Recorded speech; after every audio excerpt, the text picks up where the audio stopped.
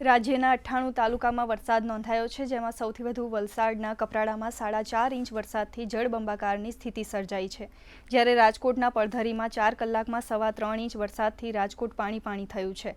રાજકોટના રૈયા રોડ ચોકડી, ઇન્દિરા સર્કલ, નાના મહુવા ચોકડી સહિતના વિસ્તારોમાં પાણી ભરાયા છે। આ ઉપરાંત સાબરકાંઠાના પોશીનામાં 2.5 ઇંચ અને પ્રાંતિજમાં 2 ઇંચ વરસાદ વરસ્યો છે। 13થી વધુ તાલુકામાં 1 ઇંચ અને તેથી વધુ વરસાદ નોંધાયો છે, જ્યારે અન્ય તાલુકામાં સામાન્ય વરસાદ નોંધાયો છે। હવામાન વિભાગની આગાહી મુજબ સમગ્ર ગુજરાતમાં મેઘો મન મૂકીને વરસી રહ્યો છે, તો બીજી તરફ બપોરના સમયે અમદાવાદમાં ધોધમાર વરસાદ વરસ્યો હતો। હવામાન વિભાગ દ્વારા આજથી 2 દિવસ ભારે વરસાદની આગાહી કરવામાં આવી છે। હવામાન વિભાગની આગાહી પ્રમાણે રાજ્યમાં ભારેથી અતિભારે વરસાદ વરસી રહ્યો છે। આજે હવામાન વિભાગે દક્ષિણ ગુજરાતના કેટલાક વિસ્તારોમાં વરસાદની આગાહી કરી હતી।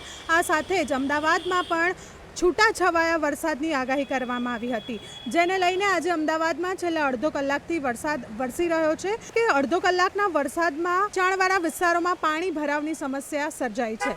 આ સાથે જ હવામાન વિભાગે આગામી 3 દિવસ એટલે કે 6, 7 અને 8 તારીખના રોજ રાજ્યમાં અલગ અલગ શહેરમાં છૂટાછવાયા સ્થળે ભારેથી અતિભારે વરસાદની આગાહી કરી છે। તો રાજકોટ શહેર તેના ગ્રામ્ય વિસ્તારોમાં મેઘરાજા સવારથી મન મૂકીને વરસ્યા છે। રાજકોટ શહેરની વાત કરવામાં આવે તો રાજકોટ શહેરમાં અંદાજે 1.5 ઇંચ જેટલો વરસાદ જુદા જુદા વિસ્તારોમાં વરસ્યો છે, જેને લઈ લોકોને ગરમીમાં તો રાહત મળી છે। સાથે સાથે ગ્રામ્ય વિસ્તારોમાં વરસાદ વરસવાને લીધે લોકોને ખેતીની જે પેદાશો છે તેમાં પણ ફાયદો થશે। જે કાચું સોનું વરસતું હોય તે રીતના મેઘરાજા મન મૂકી વરસ્યા હતા। ધીરે ધીરે વરસાદ વરસ્યો હતો અને નાના નીચાણવાળા કેટલાક વિસ્તારોમાં પાણી ભરાવાની સમસ્યા હતી, પરંતુ આ ગરમીમાંથી રાહત અને લોકો જે વરસાદની રાહ જોઈ રહ્યા હતા તે વરસાદ પડતા લોકોએ પણ આનંદની લાગણી અનુભવી છે। વલસાડ જિલ્લામાં વહેલી સવારથી જ વરસાદ જોવા મળી રહ્યો છે।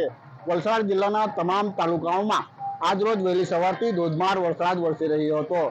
વલસાડ જિલ્લાના તમામ તાલુકાની જો વાત કરવામાં આવે તો કપરાડા તાલુકામાં સૌથી વધારે 4 થી 5 ઇંચ જેટલો વરસાદ અત્યાર સુધી વરસી ચૂક્યો છે। વહીવટીતંત્રની વાત કરવામાં આવે તો વહીવટીતંત્ર દ્વારા જિલ્લાના તમામ વિસ્તારોમાં નદીમાં પાણી આવવાને કારણે નદી કિનારે ન જાય તેની અપીલ કરવામાં આવી છે। અંકુર પટેલ, દૂરદર્શન સમાચાર, વલસાડ।